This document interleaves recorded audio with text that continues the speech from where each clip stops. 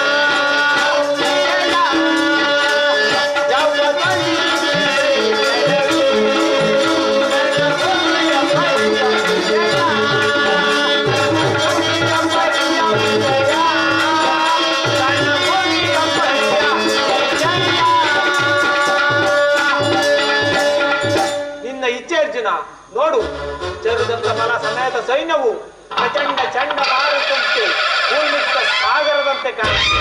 ಇತ್ತು ನೋಡು ಪಾರ್ಥ, ದುರ್ಯೋಧನ ತನ್ನ ಪ್ರಿಯ ಕರ್ಣ ದುಶ್ಯಾಸನೊಡನೆ ಅಶ್ವರೂಢನಾಗಿ ಸೇನಾ ರಚನೆಯನ್ನು ಪರಿಶೀಲಿಸಿದೆ. ಅವರ ಹಿಂದೆ ಸಿಂಧೂ ರಾಜನಾದ ಸೈಂಧವನು ಜಯಪದನ ಬಲಗಡೆ ಒಂದೇ ಚತುರಶ್ವದಲ್ಲಿ ಕುಳಿತಿರುವರೆ ಕೌರವನ 98 ಮಂದಿ ಸಹೋದರರು.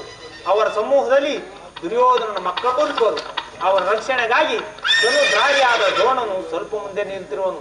ದ್ರೋಣನ ಪಾರ್ಶ್ವದಲ್ಲಿ ವಕ್ರ ಗಂಭೀರ ನಮ್ಮ ಕಡೆ ನೋಡುತ್ತಿರುವೇನೆ ಅಶ್ವತ್ಥಾಮನು.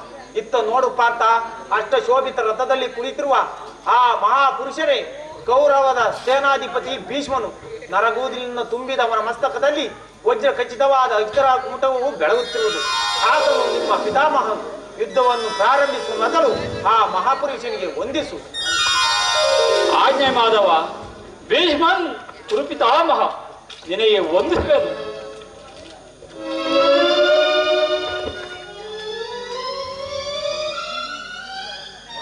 ವಾಸುದೇವ, ನನ್ನ ಜೀವನದಲ್ಲಿ ಎಂತಹ ಪವಿತ್ರವಾದ ಸಮಯ. ಈಗ ನನ್ನ ಮನಸ್ಸಿನಲ್ಲಿ ಹುಟ್ಟುತ್ತಿರುವ ಭಾವನೆಯನ್ನು ತಿಳಿಸಬಲ್ಲವನಾದರೆ, ಆಹಾ, ಇದೇನು ಅರ್ಜುನನ ಪತನವೇ ಅಥವಾ ಉತ್ಥಾನವೇ ವಾಸುದೇವ? ಏಕೆ, ಏನಾಯಿತು ಅರ್ಜುನ? ಏನು ಹೇಳಲಿ ಕೃಷ್ಣ?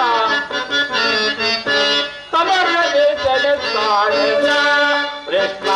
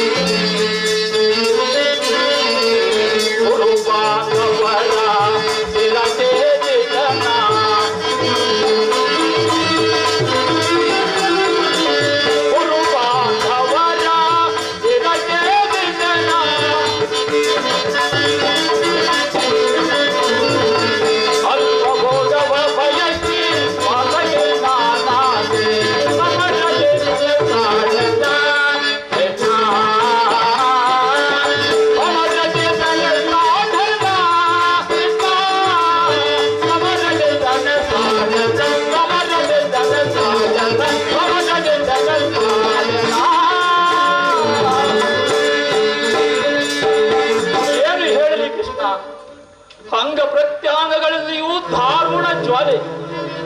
ಬೇಸಿಗೆ ಬಿಸಿಲಿನಿಂದ ಬೆಂದ ತಾವರೆಯಂತೆ ಮುಖವು ಬಾಡಿರುವುದು, ಶರೀರದಲ್ಲಿ ಕಂಪನವೂ ರೋಮಾಂಚನವೂ ಹುಟ್ಟಿರುವುದು, ನಾಲಿಗೆ ಹೊಡಗುತ್ತಿರುವುದು, ಗಾಂಡಿಯು ಕೈಯಿಂದ ಕಳಿಸಿತು, ಕಾಲುಗಳ ನಿಲ್ಲಲು ತ್ರಾಣವಿಲ್ಲ. ಕೃಷ್ಣ, ನಾನು ನೋಡುತ್ತಿರುವುದೇನನ್ನು? ಇವರೆಲ್ಲರೂ ನನ್ನ ಒಂದು ಬಾಂಧವರು, ಗುರು ಹಿರಿಯರು, ಜಾತಿಗಳು, ಮಿತ್ರರು. ಇವರೆಲ್ಲರಷ್ಟು ಜನರ ದಮನಿಗಳಲ್ಲಿ ಭರತ ವಂಶದ ಪವಿತ್ರವಾದ ರಕ್ತ ಹರಿದಿರುವುದೆಂಬುದು ಬಲ್ಲೆಯ. ರಾಜ್ಯದ ಮೇಲಿನ ಆಸೆಯಿಂದ ಇವರಿಂದ ಒಲಿಸಲು ನನ್ನಿಂದಾಗದು. ಸ್ವಜನ ವಧೆಯು ನಮಗೆ ಸಮ್ಮತವಲ್ಲ. ಏನಾಯ್ತು ಮಿತ್ರ? ಏಕೆ ಚಲಿತನಾಗಿ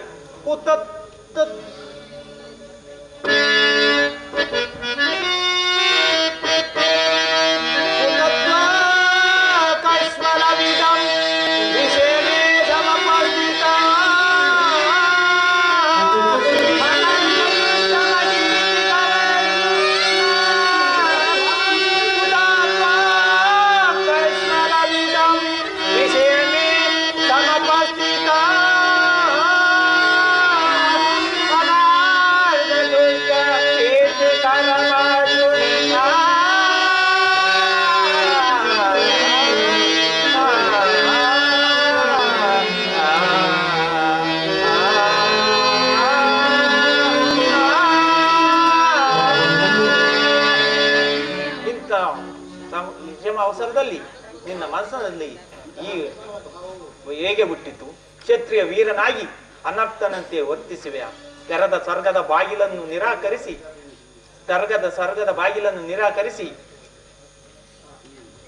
ನರಕದ ಮಾರ್ಗವನ್ನು ಹಿಡಿಯಬೇಡ. ನರನೆಂದು ಹೆಸರಾಗಿ ಏಡಿ ಎಂಬ ನಿಂದನೆಯನ್ನು ಸಹಿಸಲಾರ. ಈ ದೌರ್ಬಲ್ಯವನ್ನು ತ್ಯಜಿಸಿ ಯುದ್ಧಕ್ಕೆ ಸಿದ್ಧನಾಗು ಪಾರ್ಥ. ವಾಸುದೇವ,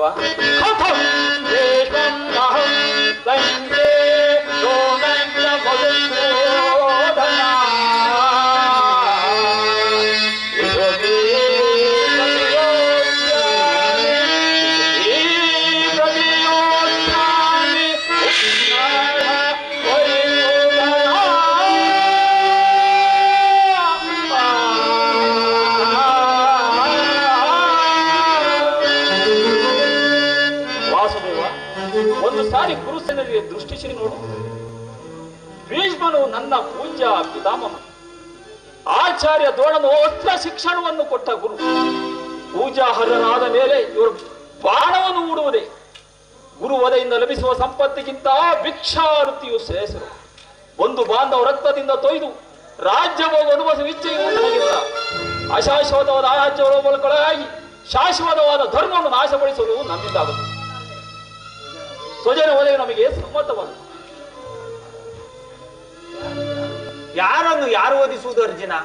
ಅಳಿವಿಲ್ಲದ ಆತ್ಮವನ್ನು ವಧಿಸುವುದು ಅಸಂಭವ. ಮನುಷ್ಯನು ಹರಿದುವಾದ ಬಟ್ಟೆಯನ್ನು ಬಿಸಿಟ್ಟು ಬೇರೊಂದು ಬಟ್ಟೆಯನ್ನು ಧರಿಸುವಂತೆ ಆತ್ಮವು ಜೀರ್ಣವಾದ ದೇಹವನ್ನು ತ್ಯಾಗ ಮಾಡಿ ಬೇರೊಂದು ದೇಹವನ್ನು ಆಶ್ರಯಿಸು. ಆತ್ಮದ ಅಂತರದ ಎರಡು ಪ್ರವಾಸಗಳು. ಹುಟ್ಟಿದವನಿಗೆ ಮರಣವು, ಮೃತನಿಗೆ ಪುನರ್ಜನ್ಮವು ಮೊದಲೇ ನಿಶ್ಚಿತವಾಗಿರುವುದು. ಅವಶ್ಯಕವಾಗಿ ಆಗಬೇಕಾದಂತೆ ಮೂಢನಂತೆ ಚಿಂತಿಸಿ ಫಲವೇನು? ಯುದ್ಧವು ಕ್ಷತ್ರಿಯನ ಧರ್ಮ. ನೀನೀಗ ಧರ್ಮ ಪಾಲನೆಯನ್ನು ಮಾಡು. ಪರಮಾತ್ಮ, ಯುದ್ಧದ ಹೆಸರೆತ್ತಿರೆ ನನ್ನ ಹೃದಯವು ಕಂಪಿಸತೊಡಗುವುದು. ದುಸ್ಸಾಹಸ ಇತ್ಯಾದಿಕ್ಯಗಳಿಂದ ಸರ್ವಾಂಗಗಳು ನಿಶ್ಚಿತವಾಗುವುದು. ನಾನು ಹೇಳಿಯಲ್ಲ, ಆದರೂ ಪಾಪ ಭೀತಿಯಿಂದ ಯುದ್ಧ ವಿಮುಖನಾಗಿರುವುದು. ಹೇಳು ವಾಸುದೇವ, ಯುದ್ಧದ ಹೊರತಾಗಿ ಕ್ಷತ್ರಿಯನಿಗೆ ಮತ್ತಾವ ಧರ್ಮವಿಲ್ಲವೋ? ಸ್ವಧರ್ಮ ಪಾಲನೆಯಲ್ಲಿ ಪ್ರಾಣವನ್ನು ತ್ಯಜಿಸಬಹುದು, ಆದರೆ ಪರಲಂಬನವು ಅನರ್ಧಕಾರಿ. ನೆನಪಿನಲ್ಲಿ ಅರ್ಜುನ, ಇದು ಧರ್ಮ ಯುದ್ಧ. ಈ ಯುದ್ಧದಿಂದ ನಿವೃತ್ತನಾದರೆ ಅಧರ್ಮವನ್ನು ಉಲ್ಲಂಘಿಸಿದ ಪಾಪಕ್ಕೆ ಗುರಿಯಾಗಿವೆ, ಅಕೀರ್ತಿ ಭಾಜನೆನಿಸಿವೆ. ನಿನ್ನಂತ ಸಂಭಾವಿತರಿಗೆ ಅಕೀರ್ತಿಯು ಮರಣಕ್ಕಿಂತ ಗೋತರು. ಶತ್ರುಗಳು ಹೇಡಿ ಎಂದು ಅಳಿಯುವರು, ಮಿತ್ರರು ವಂಚಿಕನೆಂದು ನಿಂದಿಸಿರು. ಈ ಮನೋವಿಕಾರವನ್ನು ಬಿಟ್ಟು ಅಜ್ಞಾನದಿಂದ ಕರ್ಮಭ್ರಷ್ಟನಾಗಬೇಡ. ಪರಮಾತ್ಮ, ಈ ಯುದ್ಧದಲ್ಲಿ ನನ್ನ ಕರ್ಮವೇನು? ಧರ್ಮ ನಾಶವೋ ಧರ್ಮ ರಕ್ಷಣೆಯೋ? ಉಭಯ ಭ್ರಷ್ಟನಾಗದಂತೆ ನನಗೊಂದು ದಾರಿ ತೋರಿಸುವ ವಾಸುದೇವ. ಕರ್ಮವು ಮಾನವ ಜೀವನದ ರಾಜ್ಯ ಮಾರ್ಗ. ನೀನೀಗ ಕರ್ಮ ತತ್ಪರನಾಗು. ಫಲಾನುಫಲಗಳನ್ನು ಚಿಂತಿಸಿ ನಿರ್ದಿಷ್ಟ ಕರ್ಮಾಚರಿಸು. ಏಕೆಂದರೆ ಮಾನವನು ಕರ್ಮಕ್ಕೆ ಮಾತ್ರ ಅಧಿಕಾರನು. ಫಲಾನುಫಲಗಳು ಅವನ ಅಧೀನವಲ್ಲ. ತನಾಚಿತ್ತನಾಗಿ ಸಿದ್ಧಿ ಅಸಿದ್ಧಿಗಳಲ್ಲಿ ಸಮಾನುಭಾವದಿಂದ ಕಾರ್ಯಾಚರಣೆ ಮಾಡುವುದೇ ಮಾನವನ ಮುಖ್ಯ ಉದ್ದೇಶ. ಅಸ್ತ್ರಗಳನ್ನು ಧರಿಸು, ಕರ್ಮಯೋಗಿ ಎನಿಸು, ಇಹದಲ್ಲಿ ಕೀರ್ತಿಯನ್ನು, ಸ್ವರ್ಗದಲ್ಲಿ ಪರದಲ್ಲಿ ಸ್ವರ್ಗವನ್ನು ಪಡೆಯುವೆ. ಈ ದಿವ್ಯವಾಣಿಯಿಂದ ನನ್ನ ಹೃದಯದ ಪ್ರಸ್ತುತ ಪ್ರಜ್ಞೆಯನ್ನು ಎಚ್ಚರಿಸಿರುವ ನೀನು ಕರ್ಮಯೋಗಿ. ಈಗ ಲೋಕದಲ್ಲಿ ನಿನ್ನ ನಿರ್ದಿಷ್ಟ ಕರ್ಮವೇ ನನ್ನ ಸಂಹಾರ ಮುಖ್ಯ.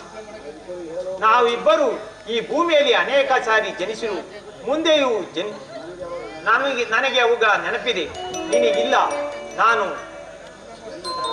ನಾನು ಜನ್ಮ ಜರಾಯಿತನು, ಪಂಚಭೂತಗಳಿಗೆ ಒಡೆಯನು. ಯಾವಾಗ ಧರ್ಮ ಪತನವೋ ಅಧರ್ಮ ಉದ್ಧಾರವಾಗುವುದು, ಈ ಭೂಮಿಯಲ್ಲಿ ಜನ್ಮಗ್ರಹಣ ಮಾಡುವೆನು. ಸಜ್ಜನರ ಪಾಲನೆ, ದುಷ್ಟರ ನಾಶ, ಧರ್ಮ ಸಂಸ್ಥಾಪನೆ ಇವೇ ನನ್ನ ಅವತಾರದ ಉದ್ದೇಶಗಳು.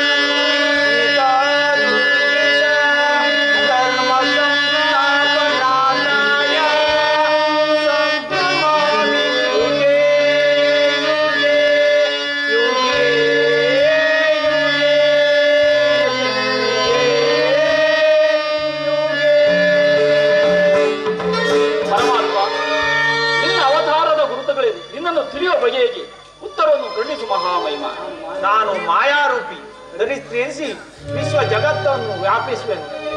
ವಾಯುವೆನಿಸಿ ಚಲಿಸುವೆನು, ಆಕಾಶವೆನಿಸಿ ವಾಯುವೆನಿಸಿ ಚಲಿಸುವೆನು, ಆಕಾಶವೆನಿಸಿ ವಿಶ್ವ ಜಗತ್ತನ್ನೇ ವ್ಯಾಪಿಸುವೆನು. ಮನೋಬುದ್ಧ ಕಾರವೆಂಬ ತ್ರಿಗುಣಾತ್ಮಕ ರೂಪದಿಂದ ಜಗತ್ತಿನ ಪ್ರಭಾವ ಪ್ರಳಯಗಳಿಗೆ, ಉದಯ ವಿನಾಶಕ್ಕೆ ನಾನೇ ಕಾರಣ. ಸರ್ವಶ್ರೇಷ್ಠವು ಸರ್ವಂತ ಗಾಮ್ಯವಾದ ಪರರ ವಸ್ತುವು ನಾನು. ದಾರದಲ್ಲಿ ಮಣಿ ಸಮೂಹವನ್ನು ಪೋಣಿಸಲ್ಪಟ್ಟಂತೆ ಈ ವಿಶ್ವ ಜಗತ್ತು ನನ್ನಲ್ಲಿ ಪ್ರೋತಪವಾಗಿರುವುದು. ನಾನು ನೀರಿನಲ್ಲಿ ರಸಾತ್ಮಕನು, ಸೂರ್ಯ ಚಂದ್ರ ಕಾಂತಿಯು ನನ್ನದು. ವೇದಗಳಿನ ಓಂಕಾರವು ನಾನು, ಮನುಷ್ಯರಿನ ಪೌರುಷವು ನಾನು. ಮೃಗಗಳಲ್ಲಿ ರುದ್ರರಲ್ಲಿ ಶಂಕರನು, ಋಷಿಗಳಲ್ಲಿ ಅಗಣ್ಯ ಅಮೋದ. ಅದರಲ್ಲೊಂದು ಅಂಶದಿಂದ ಜಗತ್ತಿನ ಪ್ರಭಾವ ಪ್ರಳಯಗಳು ಪ್ರಾರಂಭವಾಗುವುದು. ಸ್ತುತಿ ತಿಥಿ ಪ್ರಳಯಗಳು ನಡೆಯುವು. ಪರಮಾತ್ಮ, ನಿನ್ನ ನುಡಿಗಳಿಂದ ನನ್ನ ಮೋಹವು ನಾಶವಾಯಿತು, ಹೃದಯದ ಅಂಧಕಾರವೂ ಹರಿತು. ಹೇ ಯೋಗೇಶ್ವರ, ನಿನ್ನ ಈಶ್ವರ ರೂಪವನ್ನು ತೋರಿಸಿ ನನ್ನನ್ನು ಕೃತಾರ್ಥನಾಗಿ ಮಾಡು.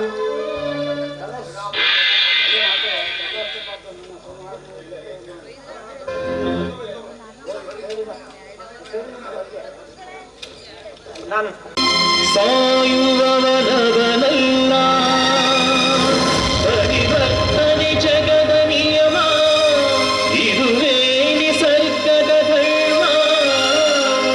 ಸರ್ವ ಜೀವಾತ್ಮಗಳಿರುವ ಪರಮಾತ್ಮನಾನೇ,